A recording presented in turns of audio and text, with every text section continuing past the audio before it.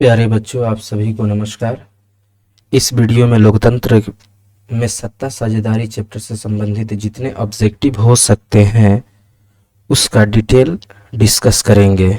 हम उम्मीद करेंगे कि आप सभी लोग ग्रुप में भेजा गया ऑब्जेक्टिव पीडीएफ निकलवा लिए होंगे। अगर नहीं निकलवाए हैं तो निकलवा लीजिएगा। आप लोग पीडीएफ को साथ रख के अगर इस डिस्कशन को, इस ऑब्जेक्टिव आंसर को, वीडियो को देखिएगा तो ज़्यादा फायदा मिलेगा। अगर इसमें कोई एक्स्ट्रा इन्फॉर्मेशन आपको मिलता है तो उसको आप लोग अपने पीडीएफ पर लिख लीजिएगा। सबसे पहला चीज़ ज़रूरी है कि आप लोग पीडीएफ को निकलवा लीजिए। पीडीएफ को निकलवाने के बाद उसको साथ रख कर देखिए और उस पर भी आप लोग उस पर टिक लगा लीजिए। और इस वीडियो को बार बार देखिएगा आप सभी लोग, ताकि आपको जो ऑब्जेक्टिव क्वेश्चन है वह दिमाग में पूरी तरीके से सेट हो जाए। चलिए आइए हम लोग पहला ऑब्जेक्टिव क्वेश्चन पे चलते हैं। सबसे पहला ऑब्जेक्टिव क्वेश्चन है कि अमेरिका में चलाए गए, सबसे पहला ऑब्जेक्टिव क्वेश्चन आपका होगा अमेरिका में चलाए गए नागरिक अधिकार आंदोलन का मुख्य उद्देश्य क्या था। ऑप्शन है इसका नस्ल आधारित भेदभाव मिटाना, धर्म आधारित भेदभाव मिटाना, क्षेत्र आधारित भेदभाव मिटाना और भाषा आधारित भेदभाव मिटाना। तो इसका जो उद्देश्य था वह था नस्ल आधारित भेदभाव मिटाना। अब हम लोग देखेंगे कि अमेरिका में नस्ल आधारित भेदभाव कब चलाया गया। देखिए यह जो था टाइम पीरियड इसका 1954 से 1968 तक। अमेरिका में 1954 से 1968 तक। क्या अमेरिका में ही चलाया गया? नहीं, यह अफ्रीका प्लस अमेरिका दोनों देशों में प्रभावी रहा। इसका मुख्य उद्देश्य था नस्ल आधारित भेदभाव को खत्म करना। नेक्स्ट हम लोग क्वेश्चन को देखेंगे। सत्ता में साझेदारी का वास्तविक अर्थ होता है। देखिए सत्ता में साझेदारी का वास्तविक अर्थ क्या होता है, पहले आप लोग इस बातों को समझिए। सत्ता में साझेदारी का वास्तविक अर्थ क्या होता है?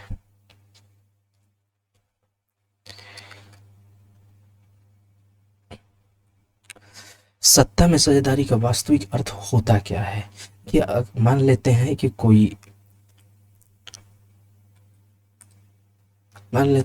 कोई ये सत्ता है, यहाँ पर किसी देश का, कोई भी कंट्री है, किसी देश का सारा काम यहाँ से कंट्रोल हो रहा है। जब यहाँ पर सभी लोगों की साझेदारी होगी तो जो भी यहाँ से कंट्रोल हो रहे हैं चीज़ें, जो भी प्रशासनिक स्तर यहाँ से कंट्रोल हो रहे हैं, उन सभी का बराबर ध्यान दिया जा सकेगा। इसीलिए सत्ता में साझेदारी जरूरी होता है। सत्ता में साझेदारी का मतलब होता है कि किसी देश में रह रहे हर समुदाय के लोग उस सत्ता में पार्टिसिपेशन अपना रहे उनका। इससे बहुत सारे फायदे होंगे। सबसे पहला फायदा आप लोगों को हम पढ़ाए भी थे कि विभाजन को बहुत बड़े पैमाने पर होने से, इंटरनल डिस्टरबेंस को बहुत बड़े पैमाने से होने से रोका जा सकता है ये चीज। चलिए आइए हम लोग अब ऑब्जेक्टिव क्वेश्चन की तरफ बढ़ते हैं। ये है सत्ता में साझेदारी का वास्तविक अर्थ होता है राज्य के नागरिकों द्वारा सरकारी स्तर पर निर्णय लेना, राज्य के नागरिकों द्वारा सरकारी स्तर पर निर्णय को लागू करना, राज्य के नागरिकों द्वारा सरकारी स्तर पर न्याय करना, राज्य के नागरिकों द्वारा सरकारी स्तर पर निर्णय लेने अथवा निर्णय निर्माण की प्रक्रिया को प्रभावित करना। ऑप्शन डी सही है। कैसे सही है ऑप्शन डी? इसमें देखिए ऐसा नहीं है कि सत्ता में साझेदारी अगर हो जाता है तो आप ही पूरी तरीका से, नागरिक ही पूरी तरीका से जिम्मेदार होगा निर्णय लेने के लिए। निर्णय तो उनका प्रतिनिधि लेंगे। तो ऑप्शन नंबर ए इस तरह से गलत हो जाएगा। अच्छा ये क्या है? राज्य के नागरिकों द्वारा सरकारी स्तर पर निर्णय को लागू करना है। देखिए अगर निर्णयों को लागू करने की बात किया जाए तो हम आप लोगों को बताए थे separation of power. Separation of power सबसे पहले दिया किसके द्वारा गया था? मॉन्टेस्क्यू के द्वारा दिया गया था सेपरेशन ऑफ पावर।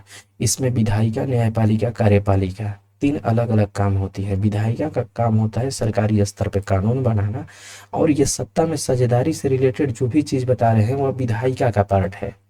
वो सभी पार्ट क्या है, विधायिका का पार्ट है।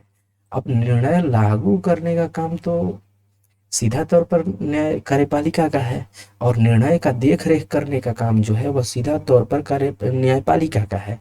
विधायिका का काम है राज्य के नागरिकों द्वारा सरकारी स्तर पर न्याय करना। जब न्याय करने का काम न्यायपालिका का है, न्याय करने का काम तो न्यायपालिका का है।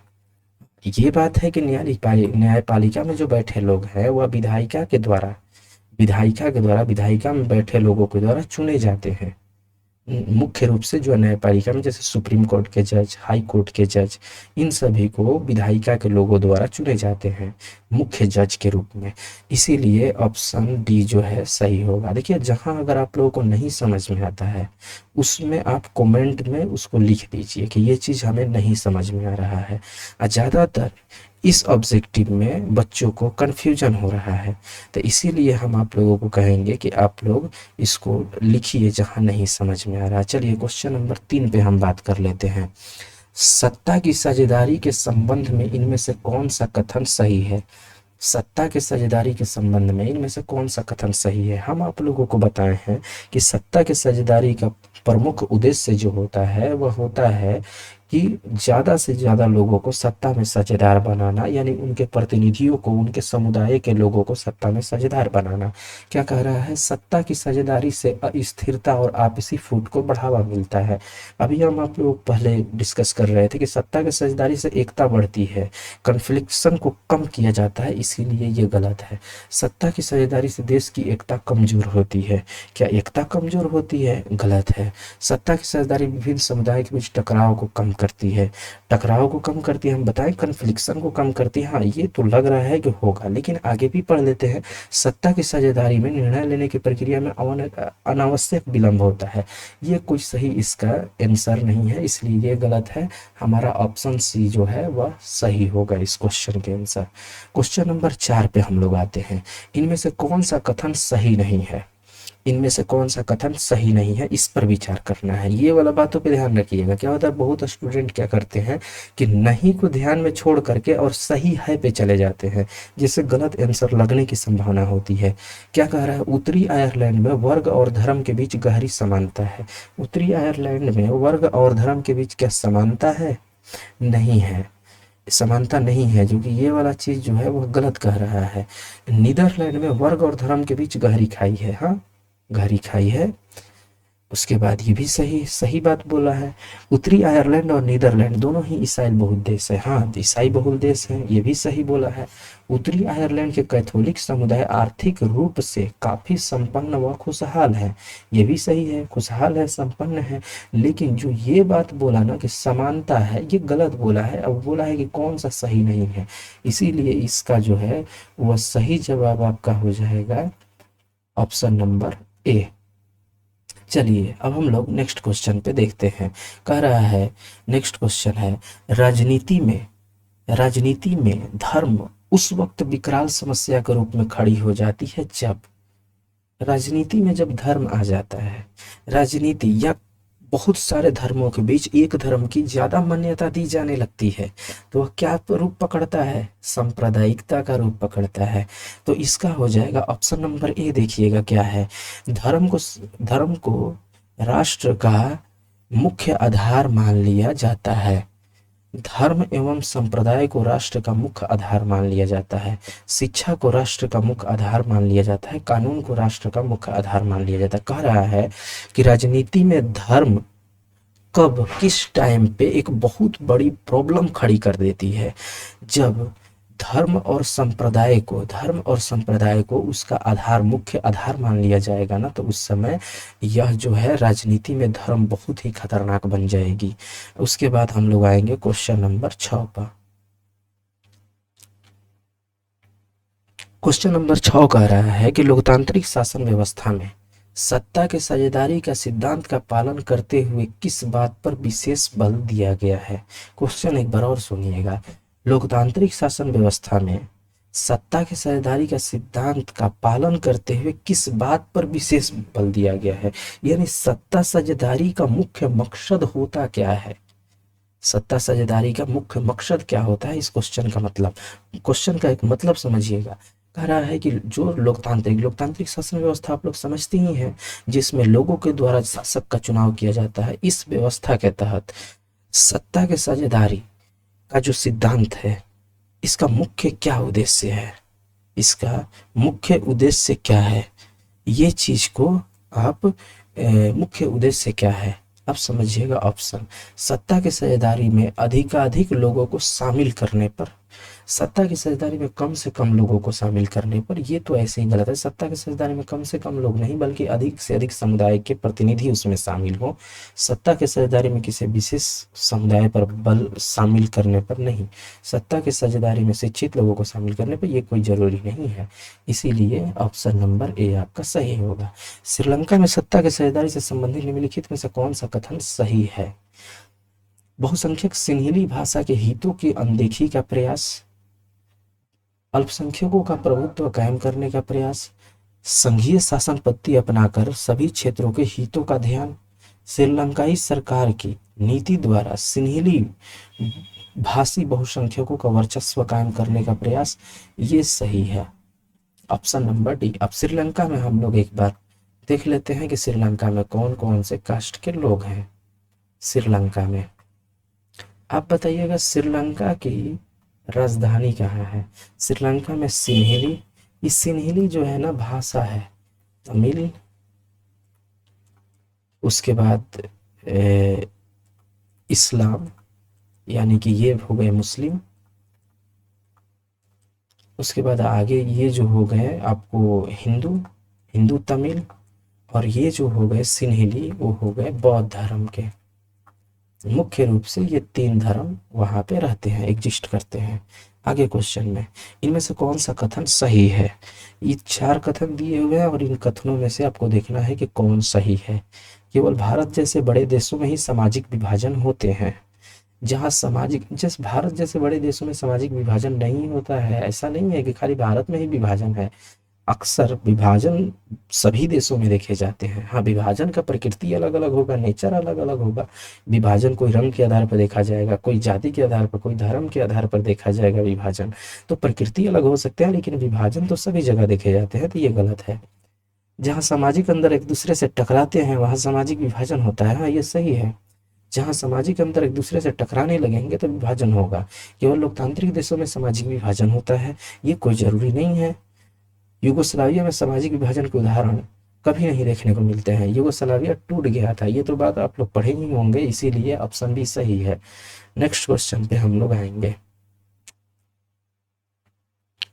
9 नंबर कह रहा है इनमें से कौन सा कथन सही है? श्रीलंका में केवल तमिलों के लिए मांग करना तमिल समुदाय की पहचान और हितों के खिलाफ थी। तमिल का मांग करना तमिल समुदाय के पहचान और हितों के खिलाफ कैसे हो सकती है?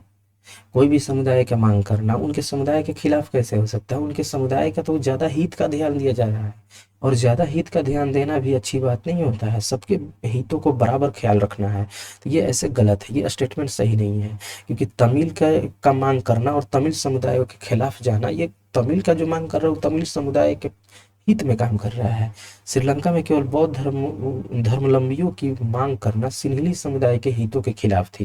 देखिए, बौद्ध धर्म सिन्हली भाषा बोलते हैं, बौद्ध धर्मावलंबी जो है सिन्हली भाषा बोलते हैं, और कह रहा है कि सिन्हली के खिलाफ है। अरे बौद्ध का जब उसका मांग हो रहा है तो सिन्हली खिलाफ नहीं बल्कि सिन्हली के हित में काम हो रहा है, इसीलिए ये भी ऑप्शन आपका गलत है। श्रीलंका में केवल सिन्हलियों के लिए मांग करना तमिल समुदाय की पहचान और हितों के खिलाफ थी। देखिए, ये स्टेटमेंट आपका सही है। कैसे? केवल सिन्हली, केवल सिन्हली, हम बोले ना कि सांप्रदायिक यानी लोकतंत्र में या किसी देश में विभाजन सबसे उग्र रूप कॉन्फ्लिक्शन, तनाव तब उत्पन्न होता है जब एक समुदाय का वर्चस्व की मांग की जाए और अन्य समुदाय के हित का ख्याल न रखा जाए। यहाँ पे यही हो रहा है। सिन्हली बौद्ध बौद्ध धर्म जो है वह अपने अपने धर्म वर्चस्व की बात कर रहे हैं, तो किसके खिलाफ है? तमिल के खिलाफ है। जाहिर सी बात है, तमिल के खिलाफ है। वहां पर जो मुस्लिम जाति रह रहे हैं, वहां पे हिंदू जाति जो रह रहे हैं उनके खिलाफ है केवल बौद्ध का मांग करना। चलिए हम लोग नेक्स्ट क्वेश्चन पे आएंगे। देखिए भारत में बहुसंख्यक आबादी है, तो ये तो आप ऐसे ही, अब कितना है आबादी, भारत में बहुसंख्यक आबादी कितना है, तो इसको भी आप लोग देख लीजिए सब। भारत में मेनली कौन कौन से जाति हैं, हिंदू, मुस्लिम, उसके बाद आपका हो जाएगा ईसाई, सिख। भारत में हिंदू का टोटल जनसंख्या में 89.8% का योगदान है, उसके बाद 14.2% इसमें मुस्लिम्स में। इसका आंकड़ा कोई फिक्स नहीं है या फिर हमको नहीं पता है। इसके बाद आगे आइएगा, श्रीलंका में तमिल मुख्य रूप से रहते हैं। श्रीलंका में तमिल जो है मुख्य रूप से किधर रहते हैं, ये चीज़। तो श्रीलंका में तमिल जो है मुख्य रूप से दक्षिण पूर्वी प्रांतों में रहते हैं, दक्षिण पूर्वी प्रांतों में रहते हैं। आपका इसका आंसर हो जाएगा ऑप्शन नंबर डी। दक्षिण पूर्वी प्रांत का बात करेंगे तो ये अगर डायरेक्शन है, ऊपर वाला नॉर्थ, इधर वाला कौन सा है वेस्ट, इधर वाला कौन सा है ईस्ट, और नीचे कौन सा है साउथ। ये वाला जो भाग है वो क्या कहलाता है, ये डायरेक्शन, तो साउथ ईस्ट कहलाता है, और इधर रहते हैं। आपका ऑप्शन नंबर डी सही हो जाएगा। काले दस्तान और बंधी हुई मुठिया प्रतीक होती हैं। काले दस्ताने और बंधी हुई मुठिया प्रतीक होती है, किसका प्रतीक होती है, तो यह प्रतीक होती है अश्वेत शक्ति का। चलिए तो हम क्या करते हैं कि इसका आप लोगों का फोटो दिखाते हैं, ठीक है। अगर फोटो होगा तो इसका पिक्चर आप लोगों को दिखाते हैं कि इसका प्रतीक कैसा होगा। अश्वेत लोग यानी कि जो काले लोग थे जिनके साथ भेदभाव किया जाता था, वो लोग ऐसे होता था।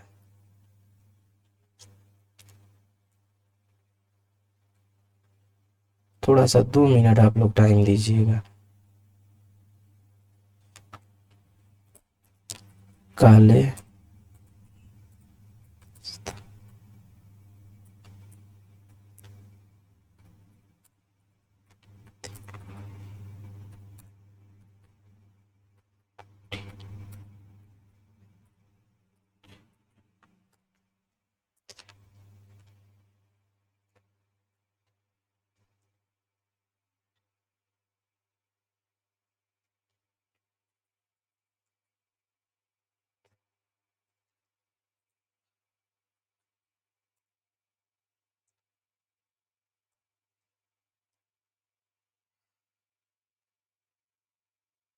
यहाँ पर जो है इसका कोई स्पष्ट नहीं आ रहा है कि क्या होगा।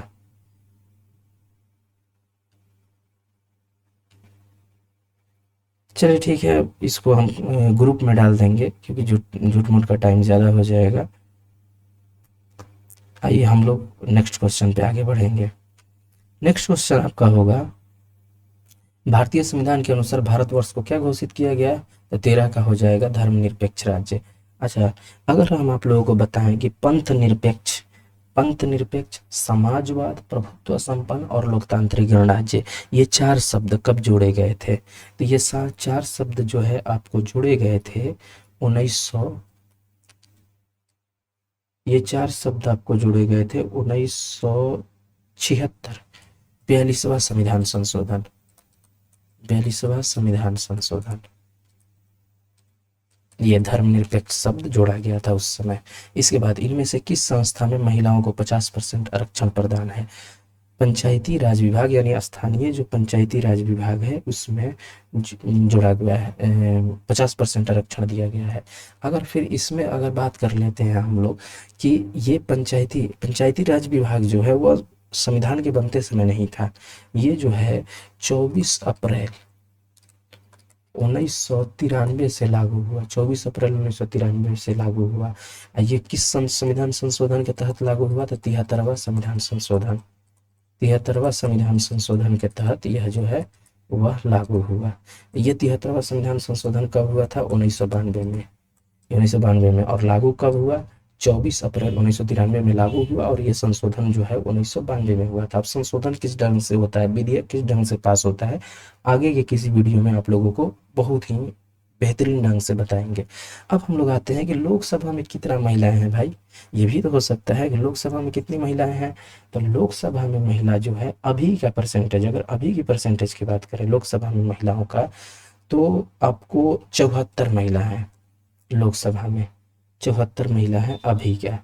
आ, कितना परसेंटेज में कितना है, तो 13.6%। विधानसभा में कितना है, विधानसभा में आपका 9% है। और राज्यसभा में कोई खास आंकड़ा नहीं है। चलिए अब इसमें एक दो चीज और आपको जानकारी हो जानी चाहिए कि सीट कितनी कितनी है, सीट कितनी कितनी है, ताकि आप लोग परसेंटेज निकालने में सीट कितनी कितनी है इसमें सीट। तो अगर हम बात करेंगे लोकसभा में कितनी सीट है, तो 543। अगर विधानसभा, बिहार का विधानसभा का अगर हम बात करेंगे कि बिहार के विधानसभा में कितनी सीट है, तो 243। और बिहार राज्यसभा में कितनी सीट है, तो राज्यसभा में टोटल सीट की संख्या जो है वह आपको, आप इसको बताइएगा, ठीक। एग्जैक्टली ध्यान नहीं आ रहा है, जैसे ध्यान आएगा हम आप लोगों को बता देंगे। हाँ 245 टोटल जो है वह 245 है उसमें। चलिए अब नेक्स्ट क्वेश्चन की तरफ हम लोग चलेंगे। इससे इंपॉर्टेंट जो भी क्वेश्चन था डिस्कस हो गया। आगे है, सत्ता की साझेदारी की एक अनूठी और सर्वोत्तम प्रणाली किस देश में विकसित की गई। बेल्जियम, नेपाल, श्रीलंका, भारत। तो इसका हो जाएगा भारत। भारत जो है सभी देशों को एनालिसिस करके हमारे यहाँ सत्ता प्रणाली और संविधान की गठन की गई। हमारा संविधान जो है विभिन्न देशों का एक उसका मिश्रण है, उनके कॉन्स्टिट्यूशन का मिश्रण है। इसके बाद आगे, इनमें से कौन ऐसे व्यक्ति है जिनका नाम दलितों के उत्थान में शामिल नहीं है।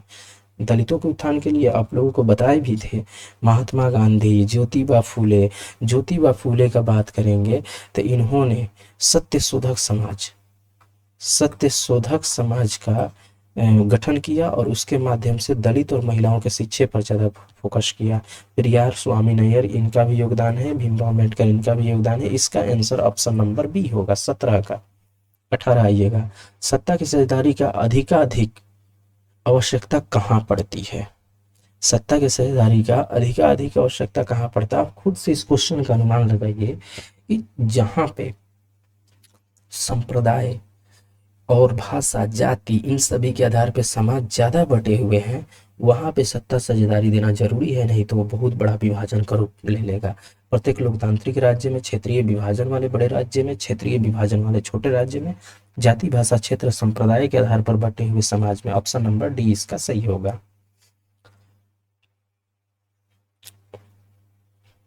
नेक्स्ट आते हैं हम लोग, नेक्स्ट क्वेश्चन 19 नंबर। 19 नंबर आपका क्वेश्चन हो जाएगा, सत्ता में साझेदारी का प्रमुख कारण इनमें से कौन नहीं है। राष्ट्र की एकता एवं अखंडता के लिए, सरकार को निर्धारित कार्यकाल पूरा करने के लिए, अधिक से अधिक लोगों को समूह में, राष्ट्र के राजनीति व्यवस्था में अस्थायित्व के लिए। देखिए कह रहा है सत्ता की साझेदारी इनमें से कौन ऐसा काम है जिसके लिए जरूरी नहीं है, सरकार का निर्धारित कार्यकाल पूरा करने के लिए। ये सरकार का जो कार्यकाल है वो अकॉर्डिंग टू कॉन्स्टिट्यूशन 5 ईयर का होता है। अब वही अगर बात करेंगे तो 6 साल का, राज्यसभा का 6 साल का कार्यकाल जो होता है राज्यसभा के मेंबर का होता है, और 5 साल के कार्यकाल जो है डायरेक्ट चुने गए लोगों का होता है। तो इसके लिए सत्ता की साझेदारी की कोई ज़रूरत नहीं है। इसके बाद 20 नंबर, इनमें से कौन सा कथन सही नहीं है। सामाजिक विभाजन अधिकांशतः जन्म आधारित होता है, सामाजिक विभाजन अधिकांशतः सही है, सामाजिक विभाजन पारिवारिक होता है, सामाजिक विभाजन अधिकांशतः आर्थिक होता है, सामाजिक विभाजन जो है वह राजनीतिक होता है, अधिकांशतः सामाजिक विभाजन जन्म आधारित होता है। ऑप्शन ए सही है। इनमें से कौन सा कथन भारत के संदर्भ में सही है। भारत का एक विविध समुदायों का देश है, भारत में धर्मनिरपेक्षता का सिद्धांत लागू है, भारत में धार्मिक सौहार्द और भाईचारे के सिद्धांत को तरजीह दी गई है। इनमें सभी, देखिए सभी सही है। भारत विभिन्न समुदायों का देश है, धर्मनिरपेक्षता लागू है, यह भाईचारे का देश है, और ये जो है ऑप्शन नंबर डी आपका सही होगा। उसके बाद हम लोग इसमें देखेंगे 22 नंबर। 22 नंबर क्वेश्चन पे आप लोग आइए, इनमें से सत्ता की साझेदारी का एक सही लाभ क्या है। अस्थिरता एवं आंतरिक कलह में बढ़ोतरी। सत्ता की साझेदारी में अस्थिरता और आंतरिक डिस्टरबेंस बढ़ेगा, गलत है। मतभेदों में वृद्धि, क्या लोगों के बीच टेंशन क्रिएट होंगी ऐसे करने से? नहीं, गलत है। समुदायों के मध्य टकराव में कमी, ये सही है, टकराव में कमी होगा। निर्णय लेने की प्रक्रिया में, ये भी गलत है। इसका हो जाएगा आंसर सी। सत्ता में साझेदारी सही है क्योंकि यह विविधता को अपने में समेट लेती है, देश की एकता को कमजोर करती है, फैसले लेने में देरी कराती है, विभिन्न समुदाय के बीच टकराव को कम करती है। यह विविधता को तो अपने में समेटती नहीं है। आपको लग रहा होगा या तो ये और ये तो ऐसे ही गलत लग रहा है, ये ऐसे ही गलत लग रहा है। आपको लग रहा होगा कि या तो हो सकता है, थोड़ा सा जूम कर देते हैं ताकि आप लोगों को और फ्रेश दिखाई दे। अब ठीक है, चलिए आइएगा, देखिएगा। कह रहा है कि सत्ता की साझेदारी में, देखिए विविधता को, अपने विविधता को साथ रखते हुए हम क्या बोले, डाइवर्सिटी, डाइवर्सिटी, डाइवर्सिटी होने के बाद भी इक्वालिटी होनी चाहिए, यानी डाइवर्सिटी विथ इक्वालिटी, डाइवर्सिटी के साथ इक्वालिटी होना चाहिए। यही तो है भारत देश। तो ये हो जाएगा ऑप्शन डी। सांप्रदायिकता राजनीति किस पर आधारित है?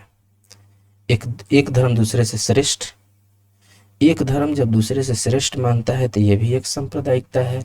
विभिन्न धर्मों के लोग समान नागरिक के रूप में खुशी खुशी साथ रहते हैं, ये सांप्रदायिकता कहाँ है?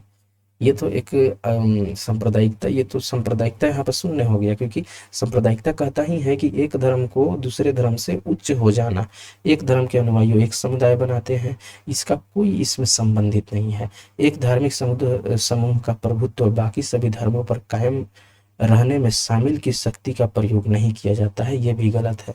इसका हो जाएगा ऑप्शन आपका ए सही होगा। सांप्रदायिकता आप समझते हैं बढ़िया से कि सांप्रदायिकता का मतलब होता है कि जब सत्ता में या किसी देश के समाज में एक धर्म का वर्चस्व बढ़ने लगता है तो वह कहलाता है आपका सांप्रदायिकता। उसके बाद नेक्स्ट क्वेश्चन पे हम लोग आएंगे, 25 नंबर। 25 नंबर आपका क्वेश्चन हो जाएगा कि भारतीय संविधान के बारे में इनमें से कौन सा कथन सही है? यह धर्म के आधार पर भेदभाव की मनाही करता है, यह एक धर्म को राजकीय धर्म बनाता है, गलत है। किसी धार्मिक समुदाय में सभी नागरिकों को बराबरी का अधिकार,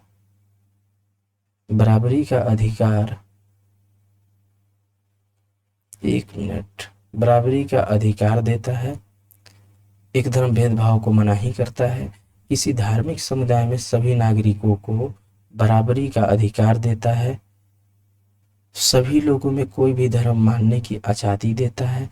यहाँ पर देखिए, यहाँ पे कहना चाहिए था इस क्वेश्चन में थोड़ा सा एरर है, यहाँ पे आप लोग सुधार लीजिएगा। नहीं है, कौन सा कथन सही नहीं है, जो कि आंसर इसका बी होगा, क्योंकि भारतीय संविधान के पक्ष में इन सभी लागू, ये और ये तीनों लागू होता है, इसीलिए क्वेश्चन होगा नहीं है, सही नहीं है, तब जाकर के ऑप्शन आपका बी होगा।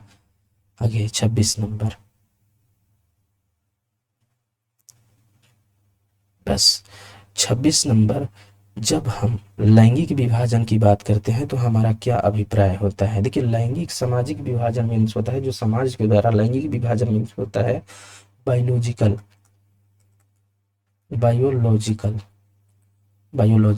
तो स्त्री और पुरुष के बीच जैविक अंतर। ऑप्शन ए सही है आपका। जहाँ कंफ्यूजन होगा, अब मेगास्थनीज पुस्तक के लेखक कौन है? मेगास्थनीज पुस्तक के लेखक, इंडिका पुस्तक के लेखक जो है वह मेगास्थनीज है। और इसके बाद ये मौर्य साम्राज्य के मौर्य काल के टाइम पर लिखी गई पुस्तक है। ऑप्शन नंबर, क्वेश्चन नंबर 28 कह रहे सामाजिक विभाजन को संभालने के संदर्भ में निम्नलिखित में से कौन सा बयान लोकतांत्रिक व्यवस्था पर लागू नहीं होता? सामाजिक विभाजनों को संभालने के संदर्भ में इनमें से कौन सा बयान लोकतांत्रिक व्यवस्था पे लागू नहीं होता? बयान देखिए कौन कौन सा है। लोकतंत्र में राजनीतिक प्रतिद्वंदता के चलते सामाजिक विभाजनों की छाया राजनीति पर भी पड़ती है। लोकतंत्र के विभिन्न समुदायों के लिए शांतिपूर्वक ढंग से अपनी शिकायतें जाहिर करना संभव है।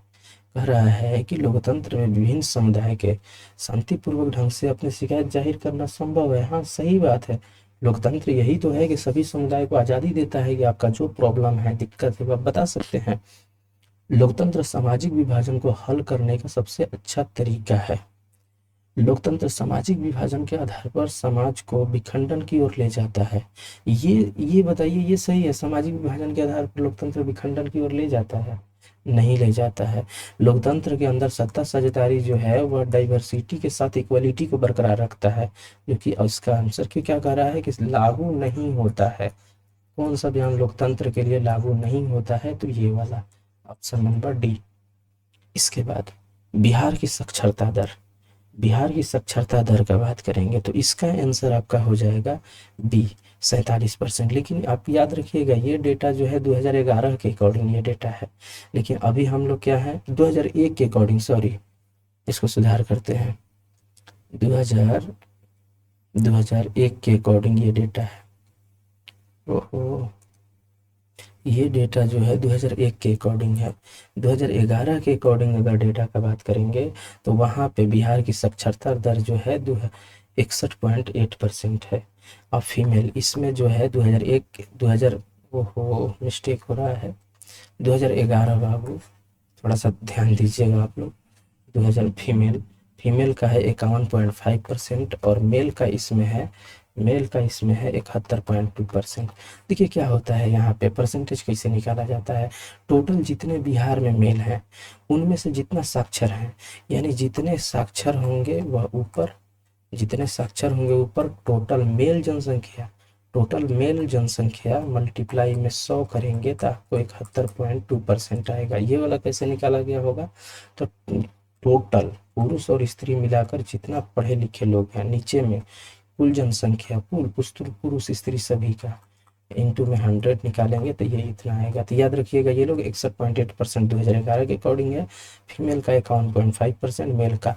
और यहाँ पे अगर बात करेंगे तो ये ओवरऑल का बात कर रहा है, फीमेल का नहीं, ये ओवरऑल का 47% था। इसके बाद 15वीं लोकसभा में महिला सदस्यों की संख्या कितनी है? 15वीं लोकसभा की बात कर रहा है। अब बताइए 15वीं लोकसभा जो है वह 2009 की लोकसभा की बात कर रहा है। 15वीं लोकसभा जो है वह 2009 की लोकसभा का बात कर रहा है। इससे आप ध्यान से बताइएगा 2009 से कार्यकाल कितना चलेगा, 5 साल, 2014 तक। तो ये हो गया 15वीं। 2014 में जो चुनाव हुआ उसको क्या कहा गया, 16वीं। और उसके बाद फिर कब होगा तो 2019 में, 2019 वाला क्या कहा गया, 17वीं। और इसके बाद कब होगा, 2024। तो अब बताइए ये कौन सा चुनाव के तहत सरकार चल रहा है, तो 18वीं लोकसभा चुनाव। ठीक, तो हम ये बात कर रहे हैं 15वीं यानी 2009 वाला। 2009 में महिला की संख्या जो थी वह थी 59। लेकिन अब आगे आते हैं कि 2014 में महिला की संख्या कितनी थी। 2014 इस चुनाव में आते हैं जो 16वीं लोकसभा के तहत हुआ था, कि इसमें कितनी थी। पेन बदल लेते हैं ताकि आपको देखने में सहूलियत हो। 2014 के अकॉर्डिंग महिलाओं की जो संख्या थी वह 66 थी। और 2019 में जो महिलाओं की संख्या थी वो 78 थी।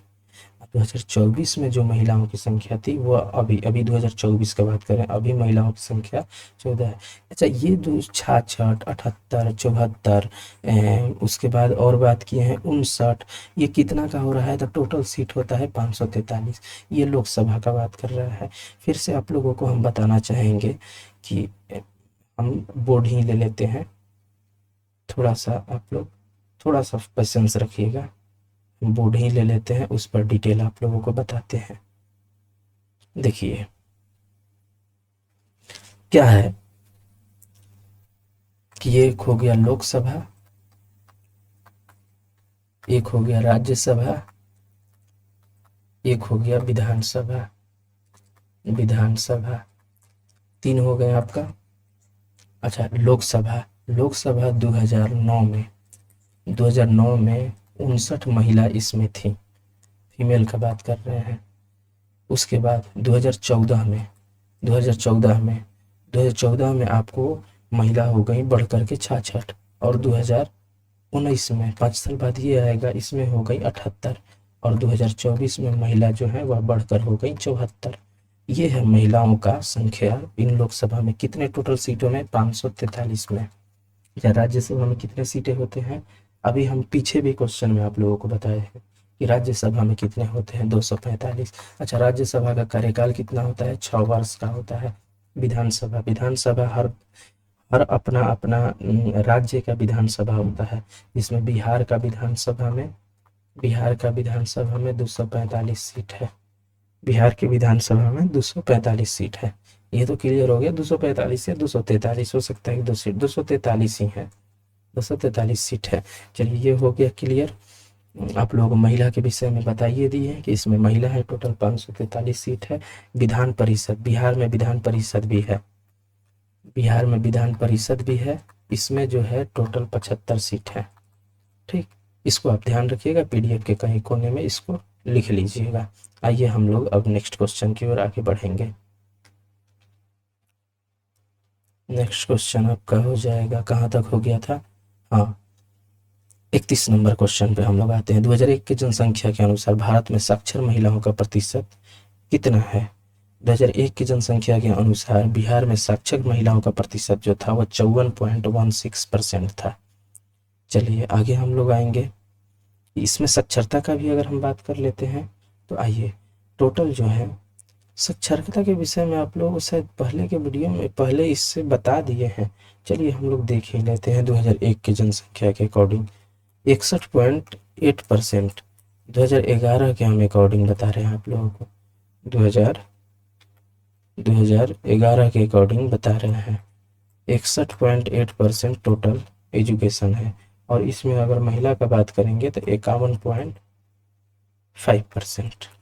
चलिए, श्रीलंका की आबादी में तमिलों की संख्या है, श्रीलंका आबादी में तमिलों की संख्या जो है वह 74, तमिलों का वो सॉरी तमिल जो है वहाँ पे अल्पसंख्यक है, तमिल जो है वहाँ पे अल्पसंख्यक है, इसीलिए उनकी जो संख्या है वह आपका है 13%, 13% नहीं चले, यहाँ पे 18% है, 18% है, पेन चेंज ले लेते हैं, 18%, 18% करेक्ट है, 18% है। ठीक, चलिएगा उसके बाद कह रहा है कि डबरन में नस्ल भेदी विरोधी सम्मेलन हुआ, जो कि कब हुआ था? डबरन में, यह जो है नस्ल भेदी सम्मेलन जो है 2001 में हुआ था ना। कब से कब तक चला था? 31 अगस्त टू सितंबर, 8 सितंबर 2001। ठीक, ये टाइम पे यानी अगस्त से लेकर सितंबर तक चला था। ये डबरन कहाँ पड़ता है ना? तो साउथ अफ्रीका, साउथ अफ्रीका में है। ये भी हम आप लोगों को बताए थे कि जब शुरुआत फर्स्ट क्वेश्चन में नस्ल भेदी आंदोलन के विषय में, तो वहाँ बताए थे कि 2001 और 2000 वो सॉरी हम बताए थे आप लोगों को कि 1954 से लेकर के 1968 के बीच यह चला था, जिसमें अमेरिका और अफ्रीका में नस्ल भेदी समाप्त करना। इसका परिणाम भी ये वाला क्वेश्चन में उसमें इंपॉर्टेंट चीज लिखवाना भूल गए हैं। देखिए 1965 में इसका परिणाम आता है, नागरिक अधिनियम आता है, और 1964 में आता है नागरिक अधिनियम, 1965 में आता है नागरिक वोट राइट, मत वोट देने का अधिकार आ जाता है। ठीक, चलिए अब आते हैं आगे। अमेरिका में अश्वेत आंदोलन जो है, 1 मिनट क्वेश्चन को ऊपर करें। अमेरिका में अश्वेत शक्ति आंदोलन उग्र रूप से कब हुआ? 34 नंबर का आंसर, तो यह हुआ 1966 में। अच्छा चलिए, अभी आप लोगों को बताया है 1965 में क्या आया था? नागरिक अधिनियम, नागरिक, इसके तहत भेदभाव का अंत किया गया और 1966 में वोट देने का राइट मिल गया।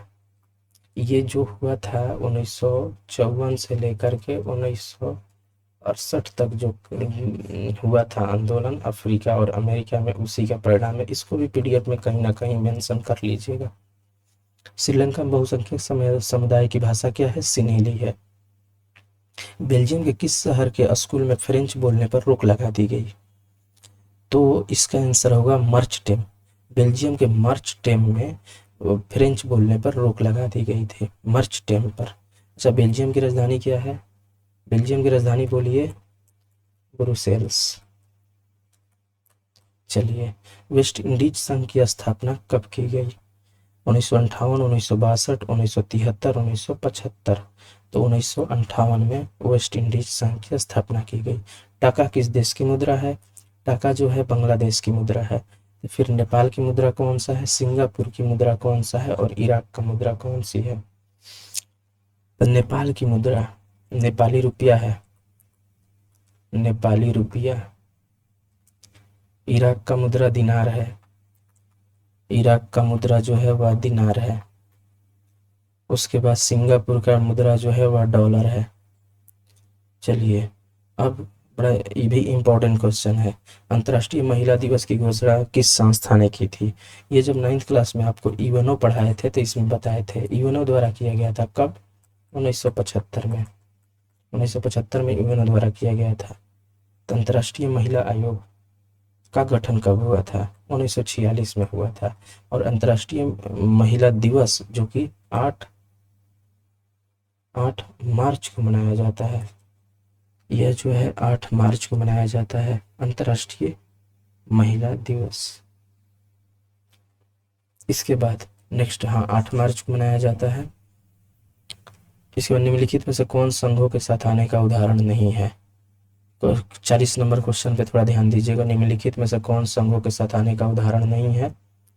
भारत, संयुक्त राष्ट्र अमेरिका, स्विट्जरलैंड और ऑस्ट्रेलिया। निम्नलिखित में से कौन संघों के एक साथ आने का उदाहरण नहीं है? अच्छा, इस क्वेश्चन को थोड़ा सा रुक जाइए। निम्नलिखित में से कौन सा कथन सही नहीं है? प्राय प्रत्येक देश में किसी न किसी तरह के सामाजिक विभाजन होते हैं। सही बात है ये भी। कुछ सामाजिक अंतर सामाजिक विभाजनों का रूप ले लेते हैं, ये भी सही बात है।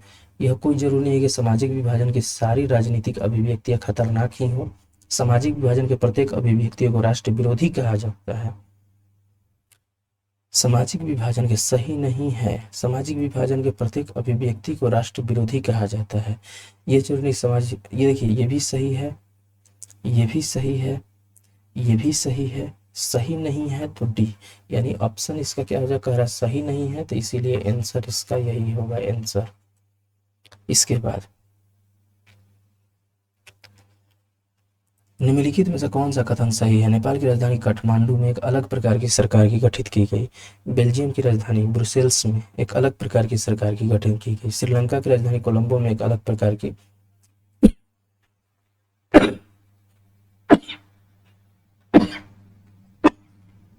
एक मिनट, भारत की राजधानी दिल्ली में एक अलग प्रकार की सरकार की गठित की गई। आपका इसमें जो होगा सही है। नेपाल की राजधानी काठमांडू में एक अलग प्रकार की सरकार की गठित की गई। बेल्जियम की राजधानी ब्रुसेल्स में एक अलग प्रकार की सरकार गठित की गई। श्रीलंका की राजधानी कोलंबो में एक अलग प्रकार की सरकार गठित की गई। भारत की राजधानी दिल्ली में एक अलग प्रकार की सरकार गठित की गई। बस ये 2 क्वेश्चन आपको, ये तो हो गया ना, राष्ट्र विरोधी कहा जाएगा। हाँ, क्वेश्चन नंबर 40, क्वेश्चन नंबर 40 और 42 इसको आप खुद से अपने पीडीएफ पर लगाइएगा। इसको हम क्लास में जो है आप लोगों को बता देंगे। एक चीज़ और ज़रूरी चीज़ आप लोगों का क्या रहेगा, सारे जितने पीडीएफ आप लोग निकलवा रहे हैं उन पीडीएफ को एक स्टिक फाइल में रखिएगा, ताकि एग्ज़ाम के टाइम पे उससे रिवीजन कर पाए। दूसरा चीज़, इसको डेली बेसिस पर, डेली लगभग आप रिवीजन करके ही सोइए। जहाँ कन्फ्यूजन हो रहा है उसको, जहाँ कन्फ्यूजन हो रहा है वहाँ पे वीडियो देख लीजिए, आप वीडियो को वॉच करिए। अच्छा, एक चीज़ और यहाँ पे रहेगा कि एकदम बेहतरीन, कोई भी नॉइज़ नहीं होगा उसमें, और एक बेहतरीन ढंग से एक क्लास में पूरे चैप्टर, एक क्लास में एक वीडियो में पूरे चैप्टर का सारांश यानी समरी जो है एकदम स्टोरी फॉर्मेट में बनाकर हम डाल देंगे, जिससे आप लोगों को समझने में और आसानी होगा। एक चीज़ आप मत भूलिएगा, यदि आपको कहीं नहीं समझ में आया होगा, आप कमेंट ज़रूर लिखिएगा, ताकि हम जो है और क्या इसमें सुधार कर सकते हैं और किस तरह से आप लोगों को पढ़ाएं, ताकि बेहतरीन ढंग से हर बात समझ में आए। ये चीज़ हम उसमें जोड़ पाएंगे। चलिए, वीडियो वॉच करने के लिए आप लोगों को बहुत बहुत धन्यवाद। ऐसे ही आप लोग मन से पढ़ाई करते रहिए। Thank you so much.